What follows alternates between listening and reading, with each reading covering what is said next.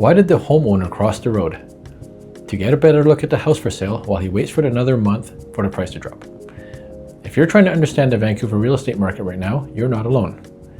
It's like trying to understand the plot of Inception while trying to finish writing a script for this YouTube video about real estate trends. You think you understand it, and then someone mentions interest rates, and another person talks about inventory levels. Suddenly, you're 3 levels deep into this rabbit hole, and you come out the other side knowing every detail about the f***ing list, but not sure what the Vancouver real estate market is up to. So today, I'm breaking down 5 trends in the Vancouver real estate market in a way that won't require a finance degree or months of existential therapy.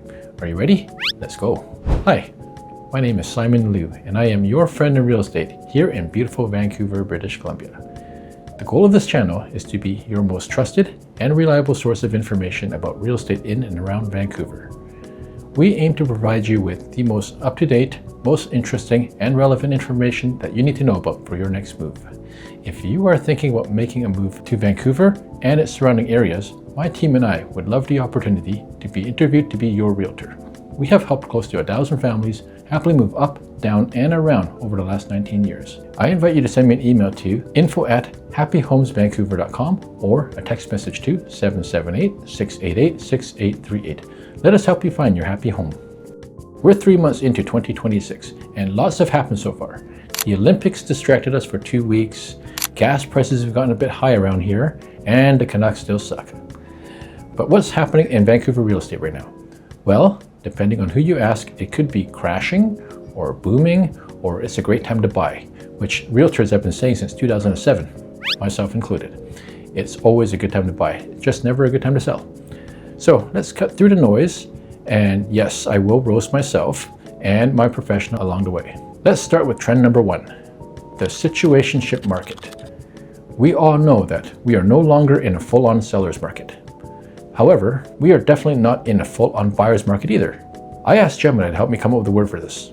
She told me that it's called situationship, which means a relationship that lacks clear definition, commitment, or labels. Kinda like my diet. Hey, round is a shape too. As a result, homes are sitting longer, negotiations are happening, and that confuses the hell out of a buyer. You should hear some of the reactions. What's a counteroffer? Is that a yes or a no? And everyone comes out of it either equally happy or unhappy about the results.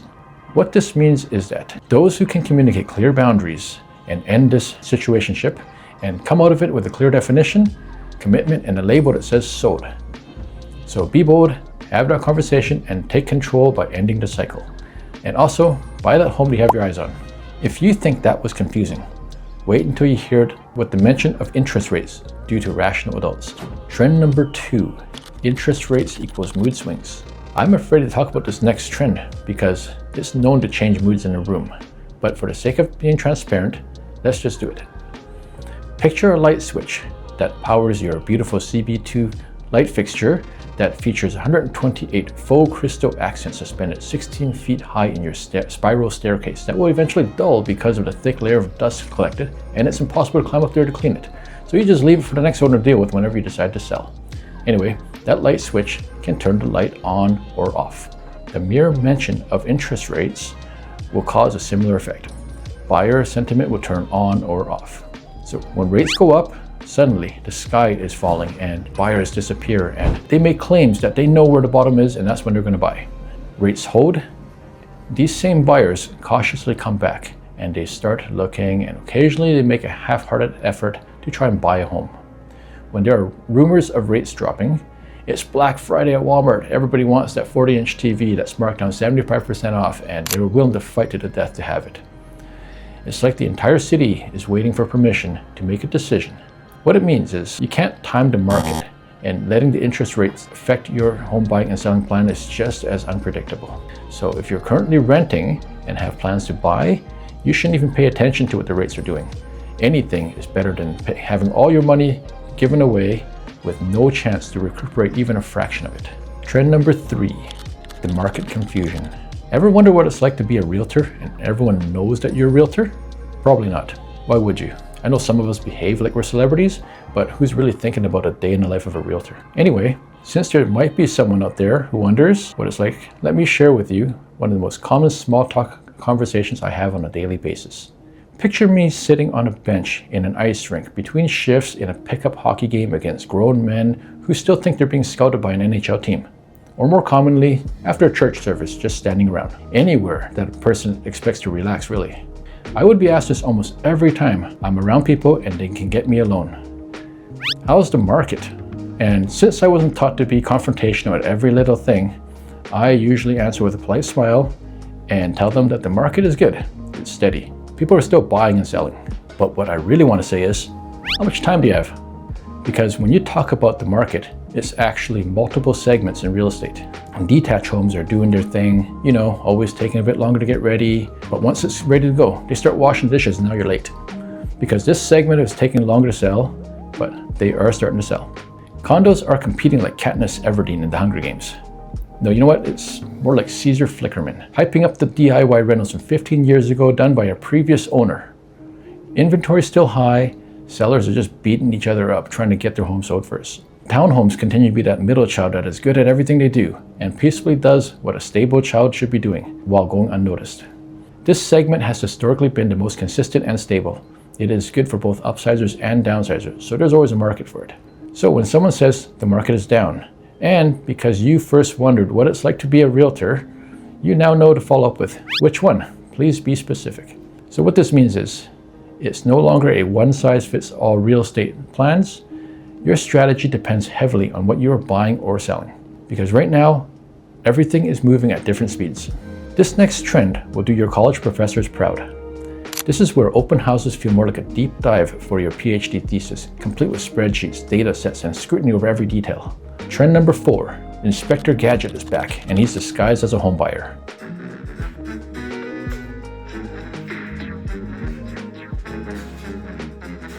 What got me into the business of selling real estate was when I used to drive around town and I would see for sale signs on lawns, open houses on those properties on the weekends, and a few days later a sold sticker was posted.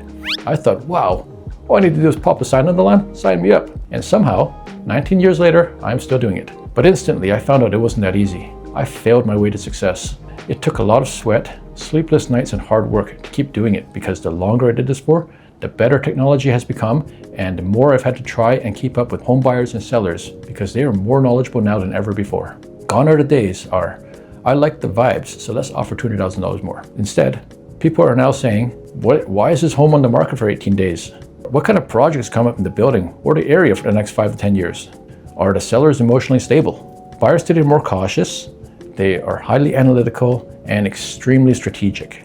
They're asking better questions and they take more time to do research and are more ready to walk away when the deal isn't right.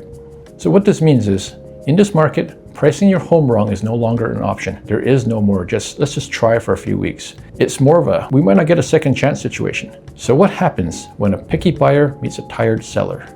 No, this isn't a dad joke, but it is a situation that we can all laugh about when we look back at it 20 years from now. It's actually the catalyst for this next trend. Trend number 5, seller fatigue is starting to show.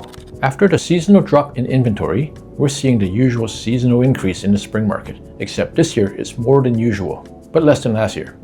It's not a flood of listings like some media reports indicate, more like a steady trickle. The problem for sellers is that buyers have had options for a couple of years now, and when buyers have options, they become picky. I hear feedback after showings that sound like this. This place is perfect, but I can hear the hum of the SkyTrain. I know I said I want to be walking distance to the SkyTrain, but I don't want to hear it. But there's a problem looming for buyers now. Sellers are getting sick of trying to sell with little to no success. Instead of settling, many are saying, I'm not playing with you anymore. They're taking their ball and they're going home. And they'll come back when there are more people to play with. They feel this way because they don't think it's fair. The last home sold for X amount and their home is cleaner and more updated, but they're being asked to give a discount. So instead of doing that, they're just taking their homes off the market and they'll try again another time. And if this continues, momentum picks up on this trend, we're going to start to see the market shift. What this means for sellers, you can't just list it and hope anymore. If you want to sell this year, you need to price sharply, but also, if you're feeling fatigued, know that it's okay to take a break. And for buyers, the time to act is now. You can't time the bottom, so you might as well just take the leap now before the market switches and you are going to end up chasing. So does this mean prices are dropping and everything is on sale? Short answer, no. Long answer, Also no, but with more words. And if you've made it this far, congratulations. You now understand the market better than 90% of the people who sell them.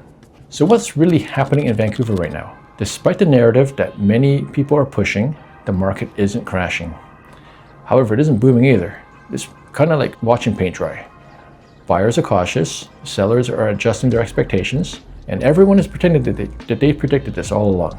So it's basically a market going through a personality shift. If you're trying to figure out how to actually navigate this, or whether you want to buy, sell, or just process what you just watched, I can help you with that. So please email me at info@happyhomesvancouver.com or send a text message to 778-688-6838. And let's get you settled into your happy home. If you found this video helpful and want to see more of it, I would appreciate it if you subscribe to the channel or share with a friend so you can help us help more people. In the meantime, check out my other video on this channel where we discuss why I am buying a home in this down market. Again, my name is Simon Liu, here to serve you here in beautiful Vancouver, British Columbia, and thank you for watching, and I'll see you again next time.